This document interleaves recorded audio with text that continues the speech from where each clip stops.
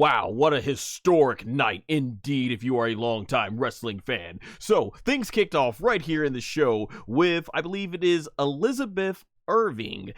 She performed the United States national anthem in Canada, and the U.S. theme got booed in Canada. So I'm not sure what went into that decision. And of course, the Canadian crowd praised her once we had gone into the Canadian national anthem. That being said, the show kicked right off with the Women's Elimination Chamber match. Alexa Bliss versus Bayley versus Bianca Belair versus Liv Morgan versus Naomi versus Roxanne Perez to determine the #1 contender for the WWE Women's World Championship at WrestleMania 41. But before the show could start, we had Jade Cargill come out, and boy, she looked like she was about to go at Liv Morgan. And you see Liv Morgan getting all scared, like, it wasn't me. And Jade's like, I know it wasn't you. And then boom, goes ahead and just decks Naomi and proceeds to give Naomi one of the most vicious beatdowns I have ever seen her. Man, I've been a ride or die fan with Naomi since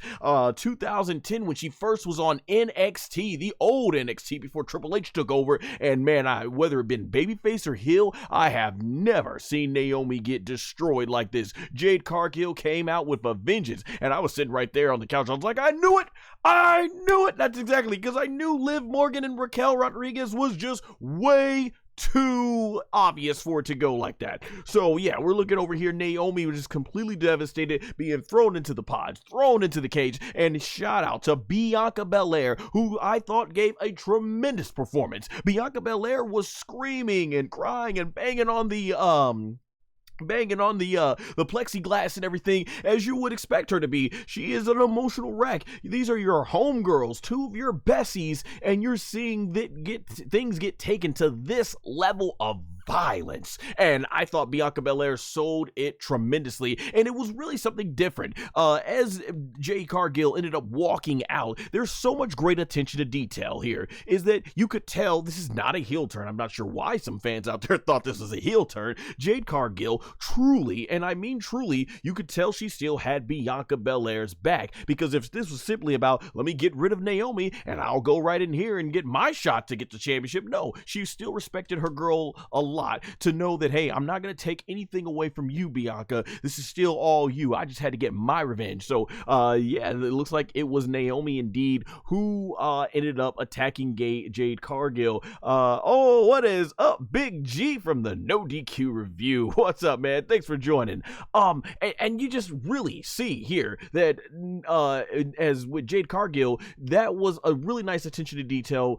She's still very much a babyface, and Naomi was just sent out on a stretcher. Like, man, it's just so rare to see Naomi ever get beat down like this. And I guess maybe they're not making it too obvious. Maybe Naomi is not the one after all who attacked Jade Cargill. So I like this storyline. I like where it's going, and it's phenomenal. And what I really enjoyed about Bianca Belair in this match is that Bianca Belair now had an obstacle to overcome: the emotional distress. How can she keep her head in the game? And I really thought that was a nice touch. That's something we've never seen before. We've never seen a pay-per-view or a PLE kick off this way. Like, this was really good. You know, shout out to my boy Aaron Riff of NoDQ.com.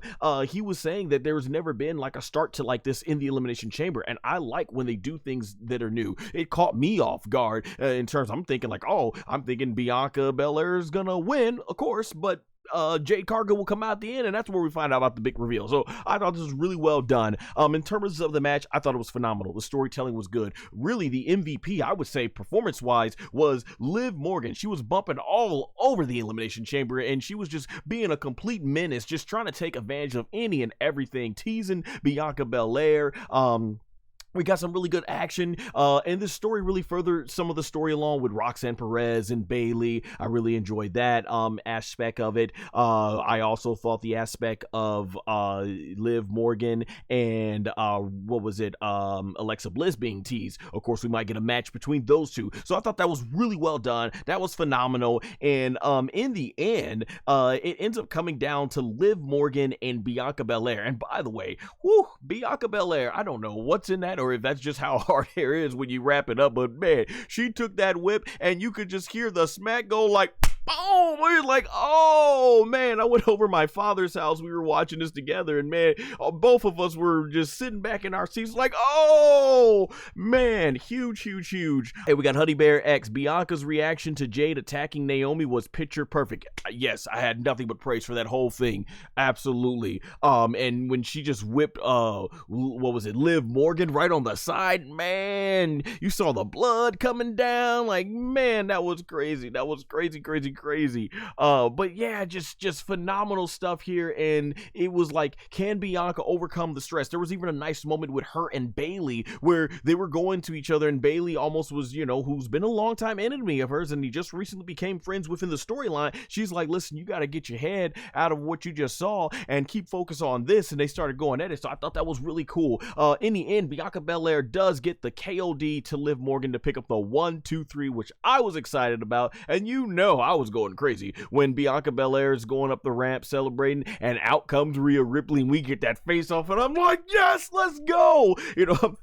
I'm doing this stream about an hour, less than an hour to go before Monday Night Raw comes on, so I'm really hoping to see that Io Sky, as much as I love Io Sky's work, I'm really hoping to see Rhea Ripley gets that big win, and then from there, it will be it'll be Rhea Ripley versus Bianca Belair. That is a match I have been waiting for the last 5 years. These have been the two biggest women's stars that WWE has really built up in a long run, and I'm just all here for it. I'm just really interested. I forgot to change the graphic back to represent the matches, but yeah, I'm just all here to see it. I think it would be absolutely phenomenal. But overall, this women's Elimination Chamber match was fantastic. Very well told story. I think it's one of the best they've ever done.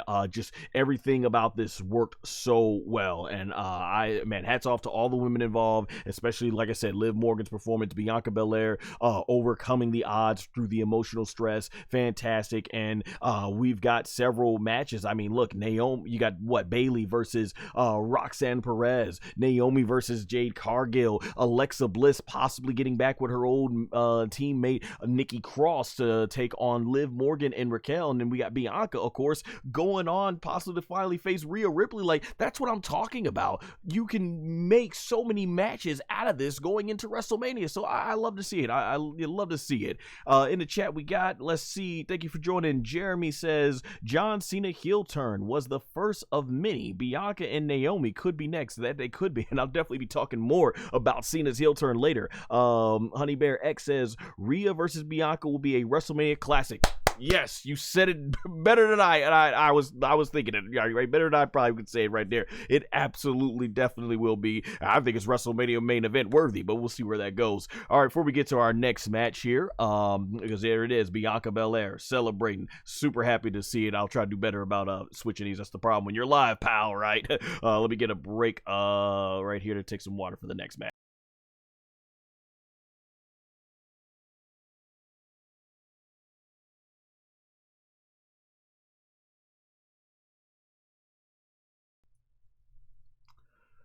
All right, so our next match was Trish Stratus and Tiffany Stratton versus Nia Jax and Candice LeRae. I've heard some fans talk about this match being perhaps one of the weakest matches on the card, and I will say it definitely did not stand out compared to the other matches. However, overall, I still thought it was good, and it did what it needed to do. First of all, let's talk about Trish Stratus. Man, almost 50 years old. She looks phenomenal. She still performs in the ring phenomenal, moves phenomenal. Just, man, those are age goals. Trish Stratus is without doubt age goals. And she's in there in the ring teaming up with Tiffany Stratton. I guess they were trying to do like the whole, it's like a mother-daughter type of thing because Tiffany's 25, Trish is almost 50. And I mean, gosh, Trish Stratus still looks so good enough where honestly, side by side, she looks like she could just basically be Tiffany's older sister that's only probably slightly older.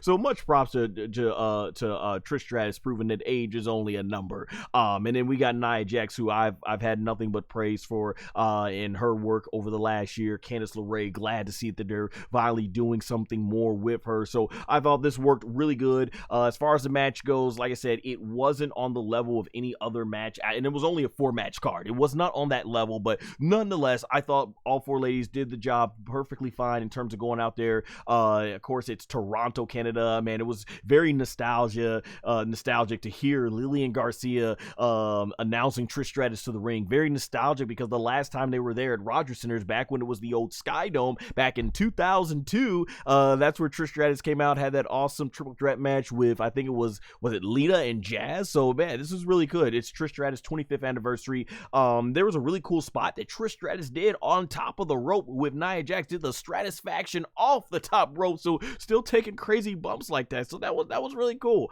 I enjoyed seeing that. And overall, what I really loved was the finish. They actually had Tiffany Stratton pin Nia Jax, which you need to make Tiffany Stratton look like a big deal as she's going up against Charlotte Flair. Honestly, like I said, I think in the storyline, Charlotte Flair, she should be the one trying to chase after Tiffany because Tiffany is the woman. She's got the world title. And Charlotte should be wanting to get back. Instead, they're kind of portraying like even though she's the world champion, she's got to get to Charlotte Flair's level. However, like I said, this match did what it needed to do.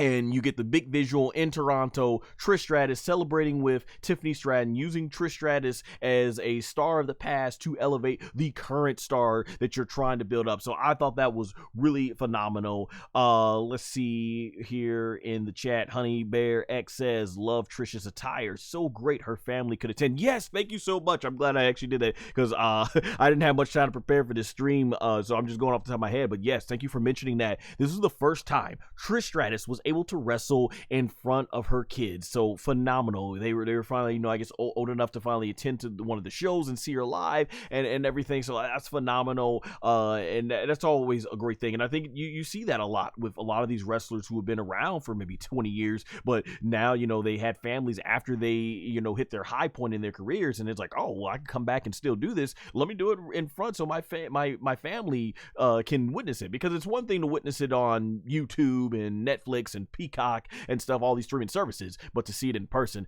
phenomenal. It's just, yeah. So I'm really happy for Trish and that, and yeah, let's enjoy whatever many times we can get Trish Stratus. She's not going to be full time anymore, so whatever we can still get a Trish in the ring, phenomenal. So I thought that was really, really good.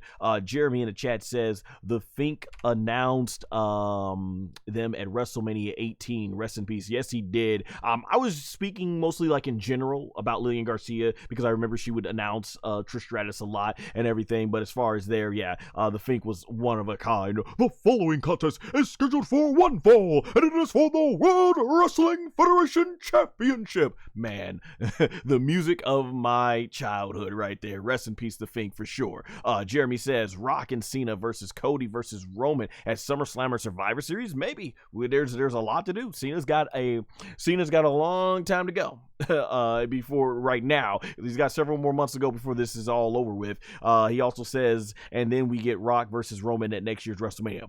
Quite possibly. I'll definitely be talking more about that. But yeah, I did like the attire, by the way, and everything. Obviously, I don't play sports, but I think it's a tribute to one of the hockey teams down there in Canada. Once again, I could be wrong, but obviously it is a tribute in Canada in some shape or form. So yeah, good to see Trish Stratus and Tiffany pick up the win.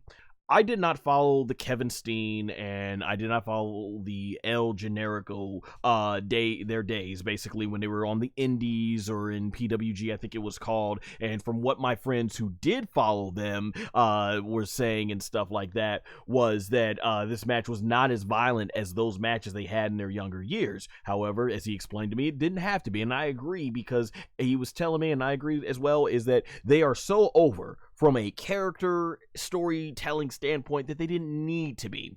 But nonetheless, as someone who has seen all their matches in terms of WWE, man, yeah, like, Ed, thanks for joining the chat, SMP. Like you said, Kevin Owens and Sami always have great chemistry. Yeah, having seen all their WWE matches, I thought this was one of the best ones they've had. I for sure thought it was better than, what was that, WrestleMania 37 match that they had? This was just better, the story, and this is just more examples of how effective that bloodline story was. Kevin Owens and Sami were a crucial part of that storyline, and I'm glad to see that once they get past the bloodline stuff, they're still able to have compelling matches. Shout out to the Usos, who foresaw this in their story, saying, yeah, y'all are going to fight again, and boy, were they right. Like they said, they are destined to do this forever. For the match itself in Canada, you know they were going to be wild. Man, this match was, well, I don't know if it was like 20 or 30 minutes long, but however long it was, man, they were phenomenal. They were breaking each other through the chairs, fighting on the announce table, fighting in the crowd. Really felt like some old school Attitude Era stuff. For those of you who were 90s fans that grew up like me in that era, you saw things in this match that was really good, where I think Sami Zayn goes over the top turnbuckle and goes through 2 tables. I'm like, oh, brutal. And then they break out the barbed wire steel chair, and it's like, oh, dang, they're breaking each other onto the edge of the chair. Kevin Owens takes his nasty bump where he goes back first onto the top edge, seated edge part of the chair. I'm like, dang, there was a lot of parts of the match that had me going like, oh, like, ooh. No, excuse me. And that's what you want. That's the type of reaction you want to get for this match. So they definitely lived up. The only thing I was shocked that they didn't do is that there was no blood. It seemed like this match would be something they would want to have blood in, but given what we saw later tonight, guess it makes sense why they didn't want to add blood. So overall, I thought this was just really great. There was a lot of great near falls. Like Sami Zayn was definitely fighting his best to try and get out of it, and the announcing team was doing a phenomenal job selling this, like, just stop the match, stop it. And it finally does come to an end when Kevin Owens ends up doing the power bomb on, not once but twice, onto the edge of the ring, which we know is the hardest part of the ring, and he finally is able to put Sami Zayn down for good. Yeah, and I mean, you had to make Kevin Owens look strong here, because I'm thinking, okay, either Sami wins because Randy Orton interferes, or Kevin Owens beats him viciously and wins, and then we get to our next part there. And so, of course, he's going to try and finish off Sami Zayn in his career, and I hear voices in my head, and it's Randy Orton, and that place went ballistic, man. Like I said, I was over my father's house watching this, and me and him both stood up out of our chair like, yeah, we were ready. Randy Orton comes out, and Randy Orton, he took his time coming out to the ring, just looking all like looking at a hole right through Kevin Owens, and just taking off his vest and stuff, and he was like just seething and like, and then he runs in there and starts going ham on Kevin Owens, man, just really letting Kevin Owens know, like, this is what you get. This is what you get. And man, I was getting so hyped for this. Audience was getting hyped, and then so next thing you know, he gets Kevin Owens down with the RKO, and he's getting that chair. And this is what I really love, is as he's getting the chair, he drops it, and the audience doesn't go boo. They start cheering because they were thinking what I was thinking, what I was hoping we were gonna see. And Randy starts backing up, and he's like, I'm like, let's go. He going 2009 Randy Orton end up in here. 2009 Randy Orton. I'm like, let's see the punt kick. And he goes for the punt kick, and Kevin Owens gets out of the way. And I'm like, no, I think the security, they pull Kevin Owens out of the way, and me, like the audience there, I was like, boo, boo. They got me to legitimately boo, and I love when wrestling can do that, because I had to catch myself. The fan of me was boo, but the wrestling analytical side of me was thinking, oh, no, this is perfect. Make us wait for it. Make us want to see it at WrestleMania 41, the big moment, which I think Randy Orton should win. He's long overdue for a win at a big PLE.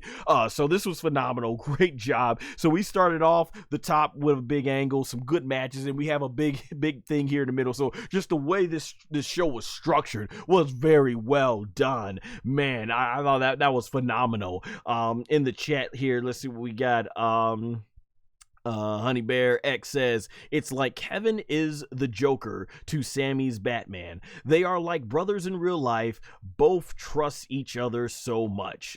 Yeah, man, that's true. Yeah, you, even though this stuff looked vicious, you could still tell that they're professionals and they know how to take good care of each other. And that's some of the best matches. Trish and Lita often talked about in interviews why their matches were so good, because when you have that real life trust with someone, you're able to go the extra mile in the ring because you trust each other's well-being in their hands and stuff. So yeah, SMP says the Viper is back. Yes, sir. Hey, man, we went to high school together. Shout out to SMP. We've been boys since high school, so we lived that era back in high school when Randy Orton was the Viper in 2009, just kicking people's heads off left and right. Champion, good stuff, man.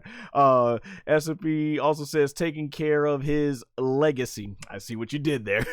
Honey Bear X says Randy was going down that dark tunnel. Love it. Yes, I love it, man. Dude, 2009 Randy Orton, 2020 Randy Orton was some of his best work. So I'm like, let's go. And this is a shout out to WWE, whether it was Vince McMahon in charge, Triple H in charge, every single time Randy Orton gets ready for his WrestleMania program, they always started off hot. So yeah, I can't say nothing but a bunch of good things about that.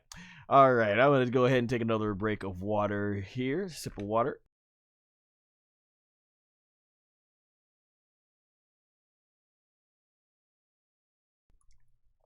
All right, and this time I remembered to make sure to put the sound on. All right, so the main event was the men's Elimination Chamber match to decide who will take on Cody Rhodes for the WWE Undisputed Championship. I don't know why they call it undisputed when it really is. That means it's more important than the World Heavyweight title. You don't got to tell us that. Oh, but nonetheless, this match consisted of John Cena versus Damian Priest versus Drew McIntyre versus Logan Paul versus Seth Rollins versus CM Punk. You could tell who I was going for. Alrighty, so as we get into this match, Logan Paul comes out with the U.S. flag in Canada, which I think obviously is great heat for Canada. Obviously, they're not going to do what they had Shawn Michaels do in Canada with the flag, but given today's standards, is about the best you can get out of there. And yeah, man, this is a really good Elimination Chamber match that furthered stories. Damian Priest and Drew McIntyre very much were furthered in this, as it looks like they're getting planned for a WrestleMania match, and Drew costing Damian Priest. That was another thing. You got to see CM Punk get back his revenge to Logan Paul, eliminating him in the chamber, just like Logan eliminated him 1 month prior to the in the Royal Rumble. SMP in the chat can back me up. He was sitting right next to me when we were at the Rumble. He saw my reaction. I mentioned in the Rumble review when Logan Paul eliminated CM Punk, I was like, no! So it was great as a CM Punk fan to see that. Like I said, love him or hate him, Logan Paul is really good at doing this pro wrestling thing, and he is just a natural heel and knows how to pull it off really well and get that heat for the audience and everything. Speaking of SMP here in the chat, we see Jeremy says Randy Orton was kicking people's heads off from 2007 to 2011 and 2020. Yeah, he was doing the punt kick before 2009.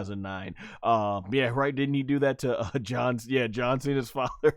I think it was. But yeah, 2009 though, I remember that's when they were really going hard with the Randy Orton push. That's probably why I always go back to that year. SMP in the chat says, I like how you put that because it's about trust. That's why in acting they do chemistry tests and have intimacy coaches to have trust in your peers. Yes, that totally makes sense. Yeah, the better the trust, if you feel trust with whoever your dance partner is for whatever it is you're doing, then when it comes to seeing it on screen, us the audience can feel it. So if it feels real to you all, it'll feel real to us for sure.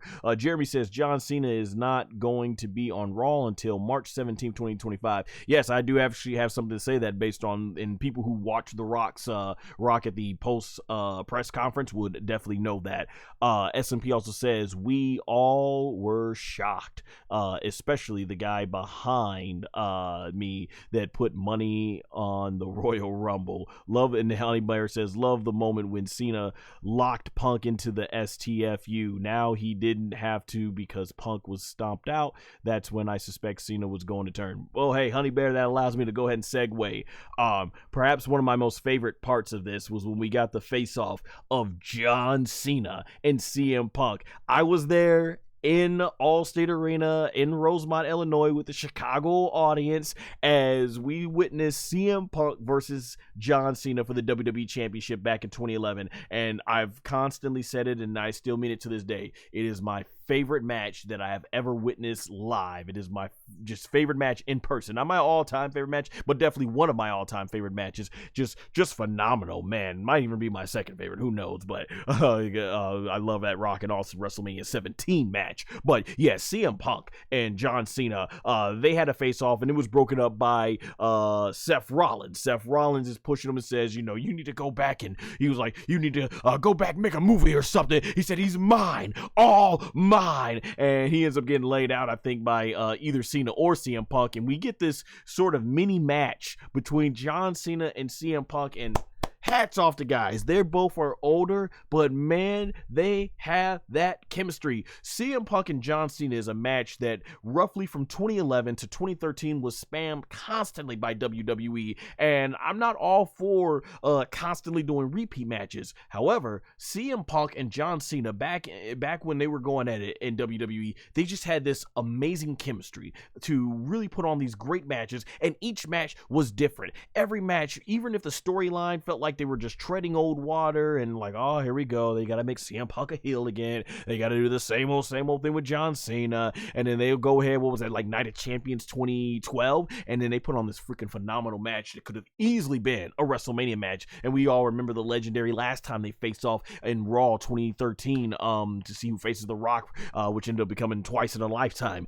But man, they always had great chemistry, and they were here breaking out all their reversals, doing the whole, kicking out of each other's finishers. Because I was sitting there, I felt like I was like transported back to 2011 again. I was like, nope, it's gonna take more than that. It's gonna take more than that. They always had to take multiple finishers in order to beat each other. They were doing a thing where he's got the STFU, and then CM Punk's able to reverse it into the Anaconda Vice. And I was like, let's go. I was like, man, it's crazy to feel nostalgic about something that I didn't grow up with as in terms of childhood. My childhood was Stone Cold and Rock during the Attitude Era, and even before that, the New Generation era. Shawn, Diesel, Razor, Taker, Brad Owen, all that stuff, Yokozuna. But here, this is something that happened during my college years in my early 20s. CM Punk and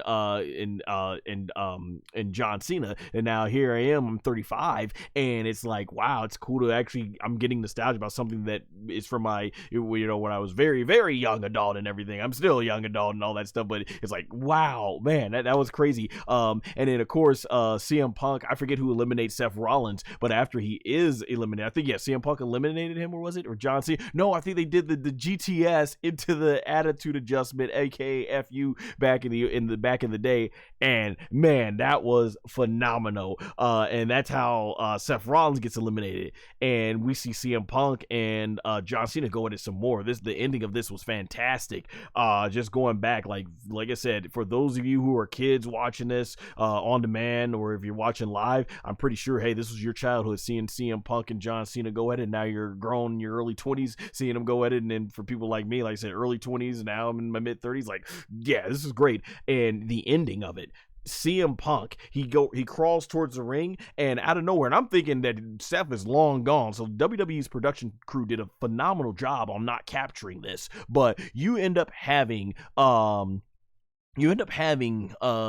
Seth Rollins does the curb stomp to CM Punk, and this is where, as mentioned in the chat, this is where I clearly knew it's going down, because John Cena's like, oh, he jumps, he lunges over to CM Punk's foot, pulls him out, and you got Michael Cole in commentary saying, a desperate Cena, a desperate Cena, a desperate Cena, and he puts the STF, and he really cranks that sucker in on CM Punk, and CM Punk is fading because he's so out of it, and he fades, and the referee checks his arm, and they ring the bell. CM Punk has been deemed unconscious to continue. I think we call that technical submission in mixed martial arts.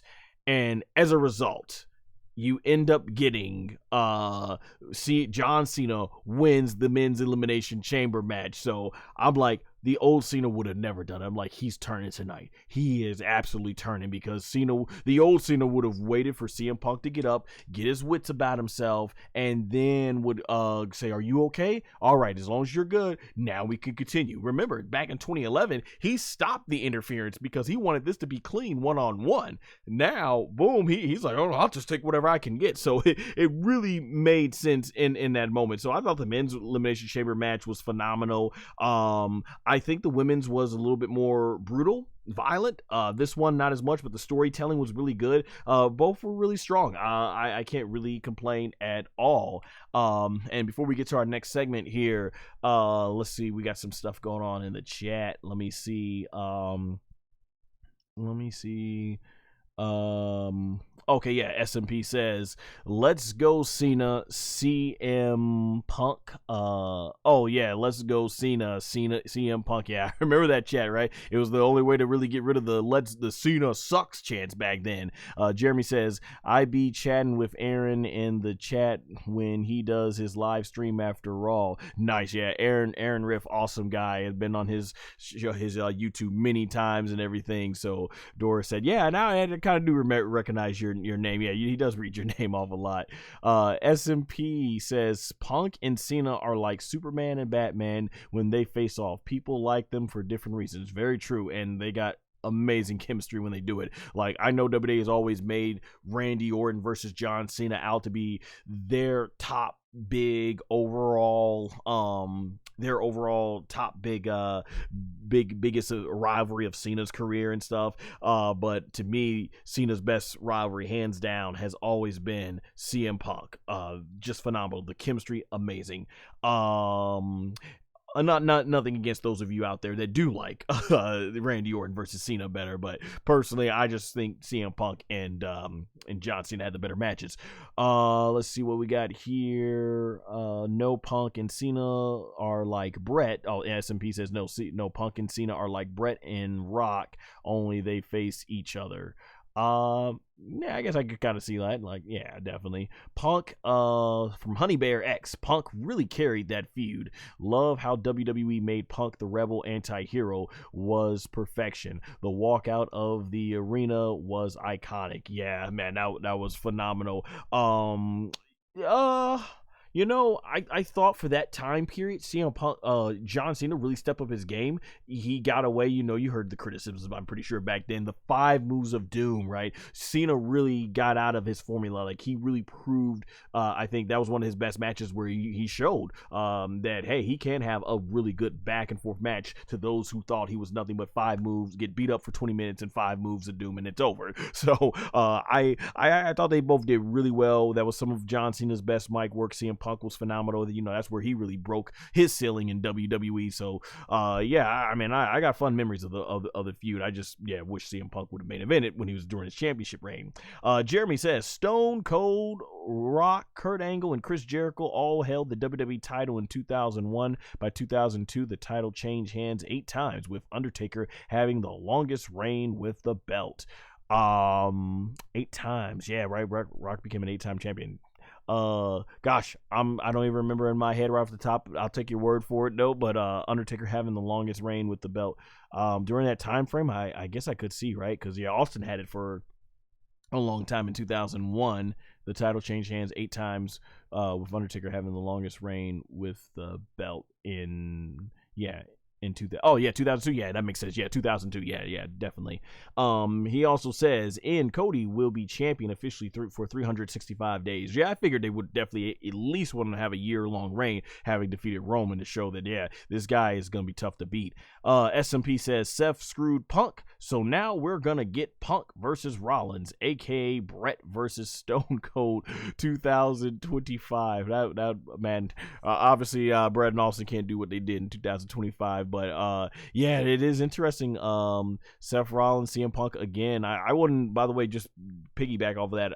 CM Punk, babyface versus heel Cena, something we never got to see. That would be cool to see. All right. Ibeniable tweed Sup, bro? Hey, thanks for coming. Onto the chat. Honey Bear says also the footage online with Punk upset at John after the match was great. He knew Cena took the desperate way out. Yes, I love that. I forgot to mention that detail. Yeah, there's online footage. Footage online of from a mobile device. Where CM Punk he was trying to get back at him, and the referees are holding him back, and that's really in line because if you remember, John, even though CM Punk did John Cena dirty, he always was straight up about it. He always went to see John Cena's face about it. And he was always like, I still respect you, John. I just don't like what you represent in this company, but I respect your work ethic. And that's the one thing he always knew was true about Cena. Now he's like, oh, he just turned everything. So that made really good sense. Yes, definitely. SMVP Roman is going to be in the mix too. Yeah, definitely probably for this Roman, CM Punk, and Cena. I'd rather see it one-on-one, but yeah. Roman Reigns could be in the mix triple threat. Yeah, for sure. All right, let's get to this main event segment, the moment that everyone has been talking about.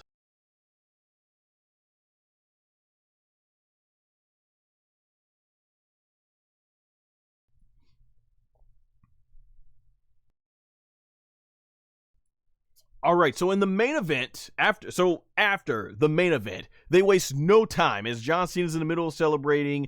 Cody Rhodes comes on out, and he's standing there, and I'm like, oh, it's going down. And for those of you who watch No DQ as well, and I'll leave a link to it below, so if you want to see my prediction, I was on the No DQ review a few days before this, and the way I laid everything out in my prediction pretty much to a T came to fruition here in this segment. So you can see it back then because, man, I was really hoping for it. And oh boy, did we get it. So The Rock comes out with Travis Scott sort of rapping him to the ring, and then Rock comes out to his iconic Hollywood rock music, and he ends up coming right to Cody, wasting no time. He says, Cody Rhodes, give me your soul. And man, the fans were going into it. They were saying, no, don't do it, do not do it. And eventually Cody Rhodes, he's very dramatic about it. He picks up the microphone and uncensored, he tells The Rock to go F himself. And man, it's got a huge reaction out of the audience. But what's more shocking is I think this is the first time an F-bomb has been done uncensored here on WWE programming. So that was phenomenal, man. I remember my father, he was sitting on the couch next to me. He got up out of his seat, was like all riled up. I was like, oh snap. I'm like, they going hard with the verbiage here. So man, huge reaction. And exactly, this is what you want. You want Cody Rhodes. This is really what he should have told The Rock from the start. They were actually making Cody Rhodes through this whole build up like, I don't know. I'm like, I got to think about what my father went through when he left WCW. And as I was mentioning to other friends, Cody Rhodes, I know, is in a much better financial situation than his father was in real life. But they're trying to blur reality into fiction and stuff. But yeah, Cody Rhodes, better position, face of the company. I mean, he really is a corporate champion in terms of doing all the right things for the corporation of WWE, aka TKO now. So it's like, I'm seeing where they're doing this. But I guess the whole story was he wanted to egg The Rock on, and right in the moment when everybody's watching, everybody sees it, he's like, nah, I was just kidding about that. Go F yourself, Rock. So man, that was huge. And John Cena, he was really hammering up. He's like, yeah, because you know how over top Cena came. He's like, yeah, and all this stuff, and The Rock's just backing off and going, okay. And so at this moment, John Cena, he shakes hands, and then he goes ahead and he hugs Cody Rhodes, and he then goes from the goofy smile to a mean mug face. And this is the part where, even though, and I see S&P put in the chat, SonGoshuaku is That's So Raven of the No DQ predictions. That's so Raven. It's the future of these wrestling matches I can see. I love that reference. Love that show when I was a teenager. But yeah, here you see, as soon as John Cena made that face, I got out of my chair. I was like, oh, they're doing it. They're doing it. Like, man, I was so animated. Like, they're doing it. Let's go. Let's go. And The Rock does the cutthroat gesture, and John Cena backs off and kicks Cody Rhodes right in the balls, and the audience erupts. Oh! And I was like, yo, they did it! Yes! Finally! They have done it! They have turned John Cena heel. Palpatine from Star Wars would be like, yes, John Cena, come to the dark side. My gosh.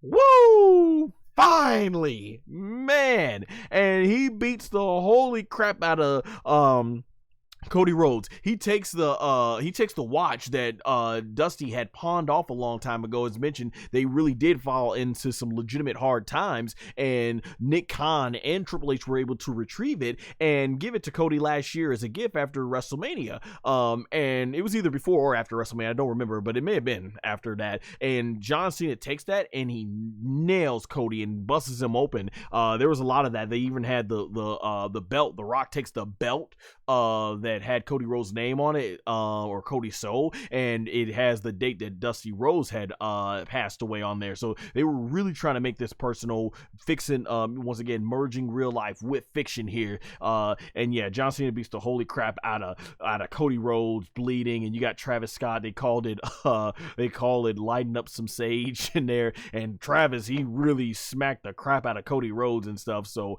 hopefully that was planned or not. I'm afraid to see what that receipt might look like for Travis Scott, given how they do things in wrestling, or maybe they won't, they'll take it easy. But here he's training really hard to get involved in this. A lot of people were wondering, like, what's Travis Scott doing there? Listen, I don't even follow Travis Scott's music, but obviously he has a big audience, and if he can help bring some of his audience over to the WWE audience to help grow the audience, then I'm all for it. So I really like that Triple H and Shawn Michaels, they understand, okay, hey, if this is a big audience and they want to do something with WWE, we can take some of their audience and bring it in. And you want celebrities who are passionate about WWE to be in there. And yeah, look at that site, man.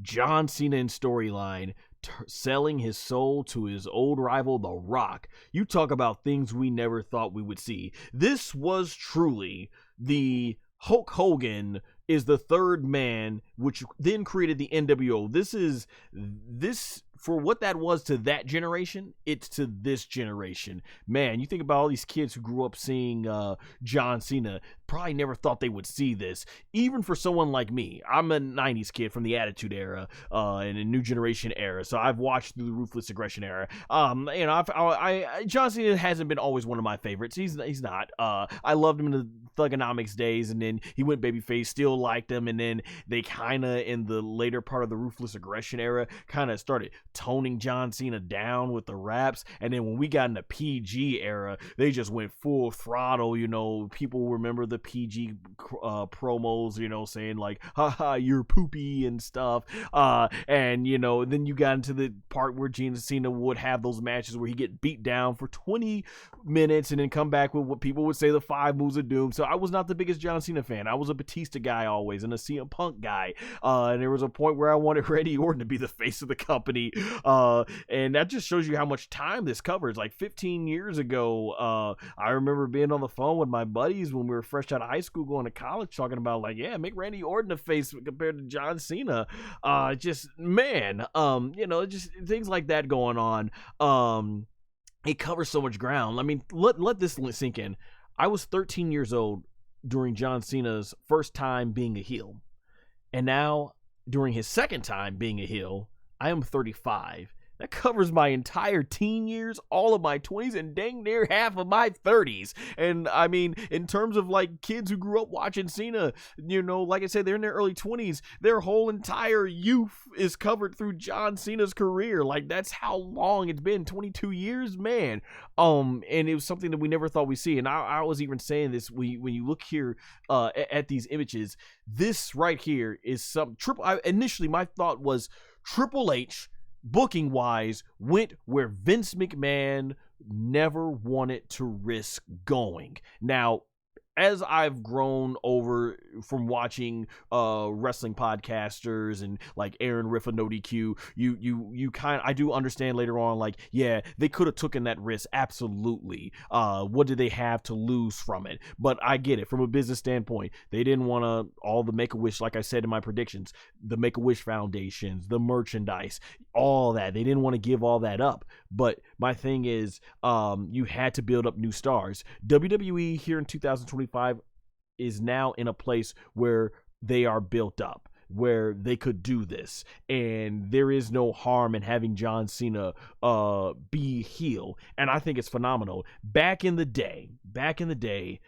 I would have been like, I would have just wanted to see Cena to be a heel just to do something different, because I was getting tired of the same old of John Cena back then and stuff like that. I didn't go to the shows and be chanting, "Let's go Cena, Cena sucks," because I knew WWE was going to go right on there and be like, this audience, they get energetic because they at least make some sort of noise for John Cena. Who remembers WrestleMania 30, WrestleMania 27, where you actually see the footage from the mobile footage from people in attendance booing Cena, and then when they did the DVD/Blu-ray release, they dubbed it over with cheers. Like, man, I remember that whole era, John Cena. And now it's just coming from a place of where, and I have respect for what John Cena's done. Like I said, he'll never be one of my favorite all-time favorites and stuff, but I have great respect for what he's done in the business, and he's had, I think, some of the best matches in WWE history. CM Punk versus John Cena, Money in the Bank 2011. But at this point in his career, I just kind of wanted to see Cena become a heel for no other reason than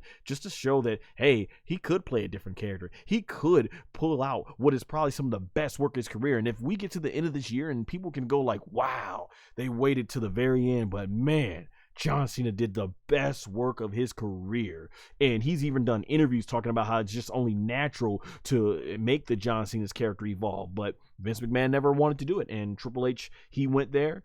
John Cena, I know they're not going to have John Cena not do anything he didn't want to, and he's done it. And now we got Rock, Cena. Someone in the chat recently said that, hey, maybe they get Bianca involved. Hey, I wouldn't mind they put the Street Profits involved. Montez Ford is a huge Rock fan, and stuff like that.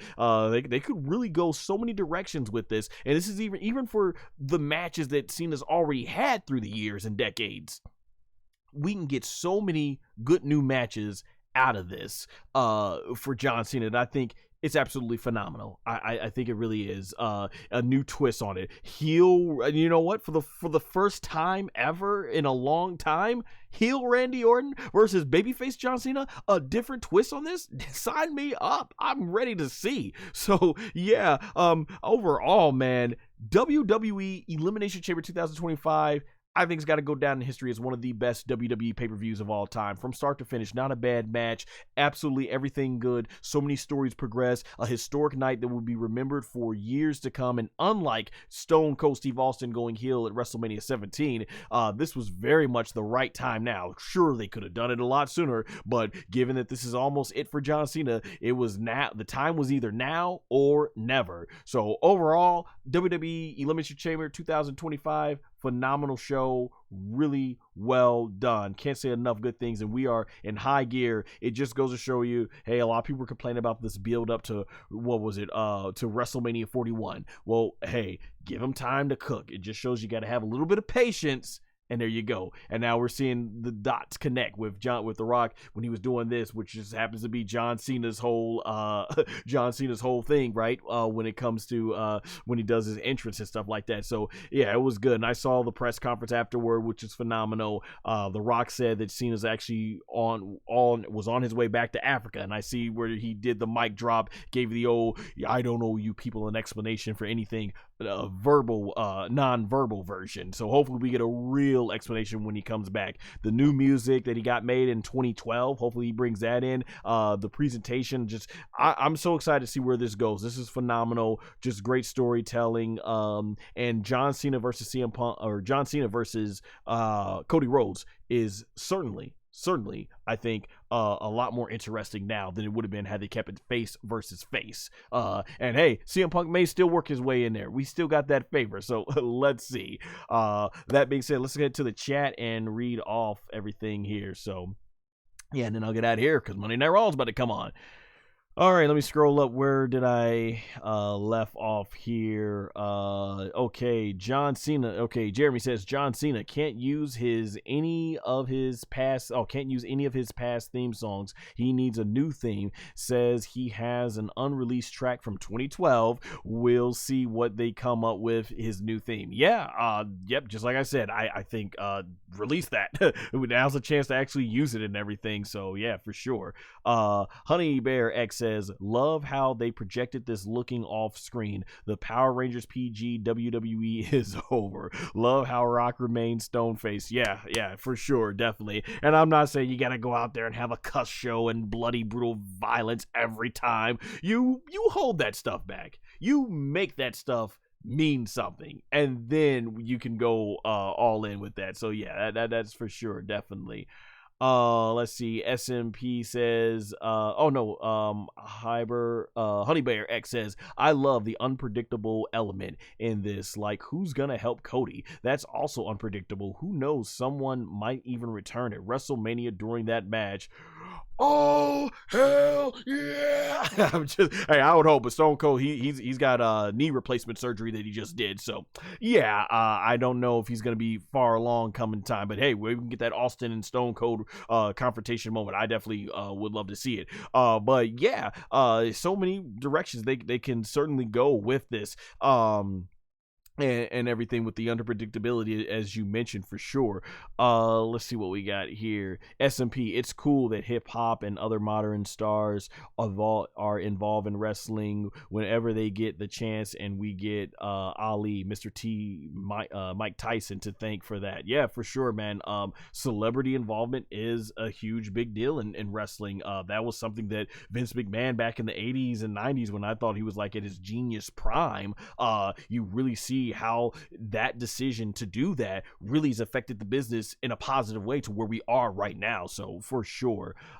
Serena Ali, hey, thanks for joining the chat, says being a villain is much more easier than being a hero, bro. So of course he had no choice. I mean, we're talking about the final boss. This shows how John Cena is capable of anything. I think I missed it. Let me see. I missed it.